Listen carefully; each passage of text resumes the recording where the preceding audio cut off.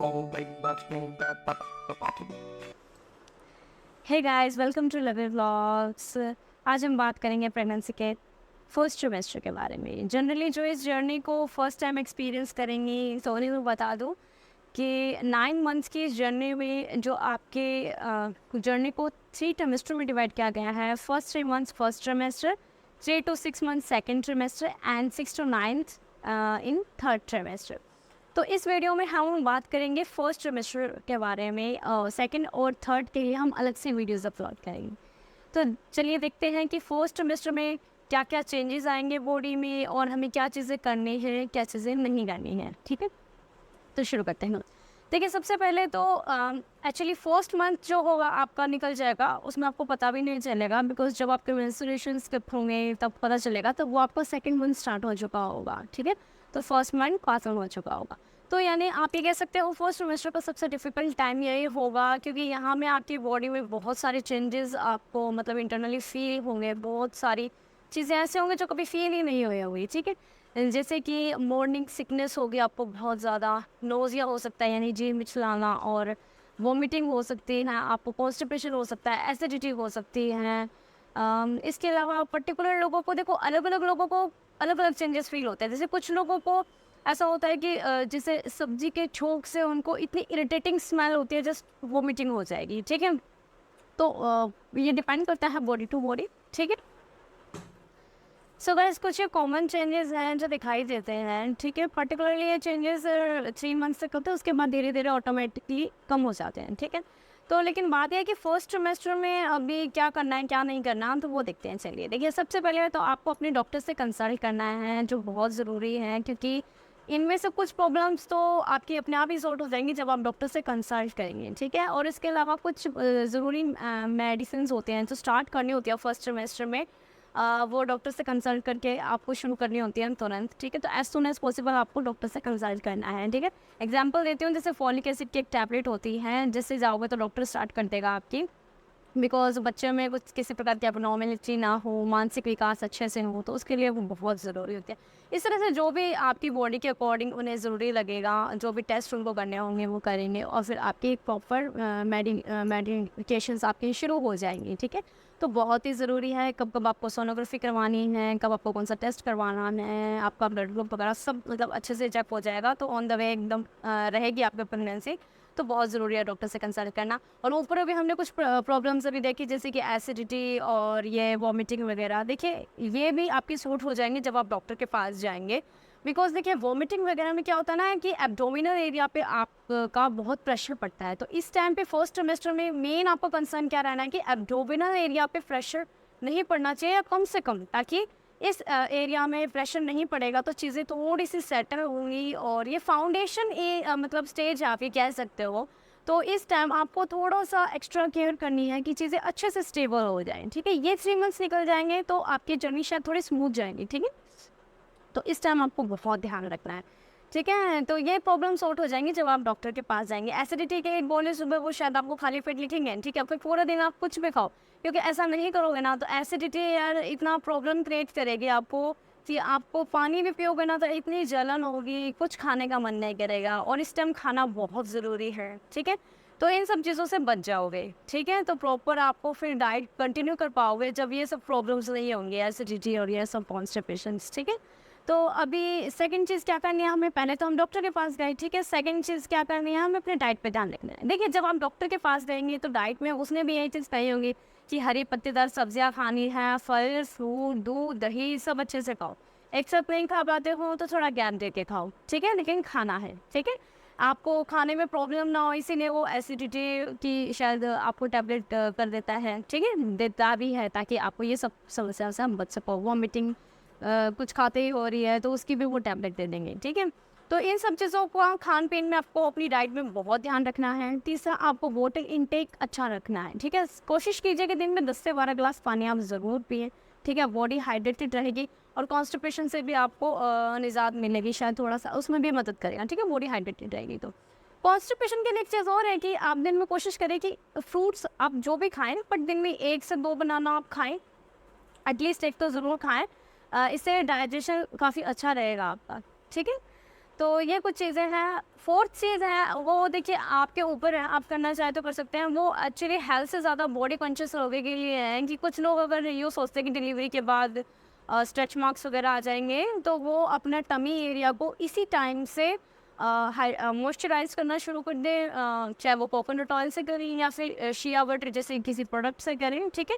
तो इससे क्या होगा, इलास्टिसिटी बढ़ जाएगी। अभी से आप शुरू करेंगे तो 9 मंथ तक अच्छी इलास्टिसिटी हो जाएगी, स्ट्रेच मार्क्स से समस्या खत्म हो सकती है आपकी, ठीक है, जो आप बाद में हो सकता है फेस करो। ये आपके ऊपर है, अगर आपको नहीं अच्छा लगता कि भाई इतना वाला सर है, वैसे करेंगे तो आपके लिए है, नहीं करेंगे तो इट्स ओके, स्किप भी कर सकते हैं। बट ये हेल्थ रिलेटेड 3 स्टेप्स मैंने आपको बताए, डॉक्टर से कंसल्ट करना है, डाइट का ध्यान रखना है, वाटर इनटेक अच्छा रखना है, ठीक है, ये सब चीज़ें ध्यान रखनी है। अब कुछ चीज़ें ऐसी हैं जो बिल्कुल नहीं करनी है इस समय पे।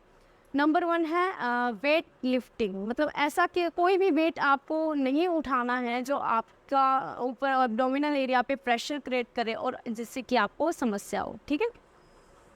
तो ऐसा किसी भी तरह का वेट आपको लिफ्ट नहीं करना है, चाहे वो आपके ऐसा जहाँ पे आप काम कर रहे हो वहाँ पे हो या फिर आपके घर पे हो।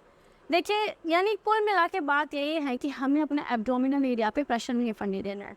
और कई लोगों का ऐसा मीथ होता है कि घर के काम प्रेगनेंसी है नहीं करना, ऐसा कुछ नहीं है, आप सब काम कर सकते हैं, बस ध्यान इतना ही रखना है कि एब्डोमिनल एरिया पे प्रेशर नहीं पड़ना चाहिए। ऐसा कोई काम नहीं करना चाहिए जैसे कोई बकेट उठाना या कुछ, आप अपने घर वालों की मदद लीजिए इस टाइम पे, ठीक है। बस यही चीज़ आपको ध्यान रखनी है, बाकी आप सब कुछ कर सकते हैं, ठीक है। दूसरी चीज़ है खाने पीने में कुछ चीज़ें अवॉइड करनी है इस टाइम पे, जैसे कि आपको कुछ फ्रूट्स बता रही हूँ जैसे कि पपाया, पाइनएप्पल, ये इस टाइम पे अवॉइड कीजिए।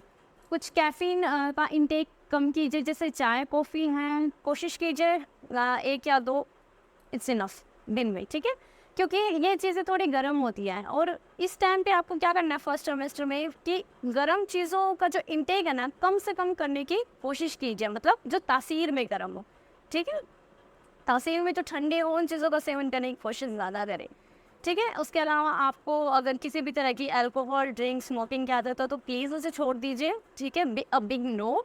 और आपके आसपास अगर कोई करता है स्पेशली स्मोकिंग, तो प्लीज़ उनको बोलिए कि थोड़ा सा दूरी पे जाके करें या फिर ना करें, क्योंकि ये बच्चे की हेल्थ के लिए अच्छा नहीं है, वो एयर के थ्रू आपके अंदर जाएगा तो वो सही नहीं है, ठीक है गाइस। तो और भी कुछ चीज़ें हैं जैसे कि आपको अगर नॉन वेजिटेरियन है तो रो मीट वगैरह आप थोड़ा सा अवॉइड कीजिए, और स्प्राउटेड चीज़ें भी रो फॉर्म में खाना अवॉइड कीजिए। अगर आप उबाल के खाना चाहें तो इट्स बेटर, कोई दिक्कत नहीं है, बट रो चीज़ें थोड़ा सा अवॉइड करें वरना वो डाइजेशन में थोड़ा सा प्रॉब्लम क्रिएट कर सके।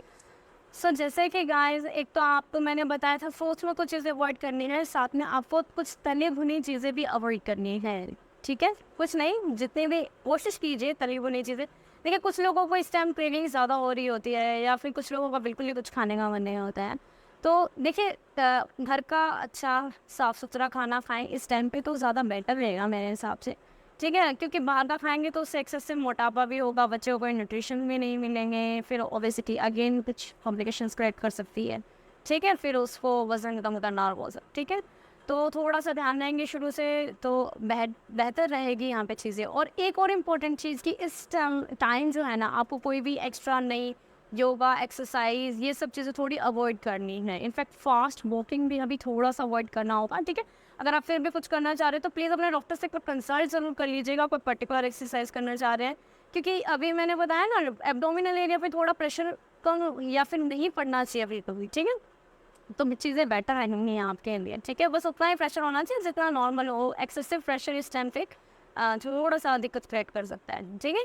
उसके अलावा आपको कोई भी, ये बहुत इंपॉर्टेंट है, कोई भी मेडिसिन अपने आप से नहीं लेनी है, सेल्फ मेडिकेशन बिल्कुल भी नहीं करना है, इनफैक्ट कोई सर दर्द की दवा भी आपको डॉक्टर से बिना पूछे नहीं लेनी है, ठीक है।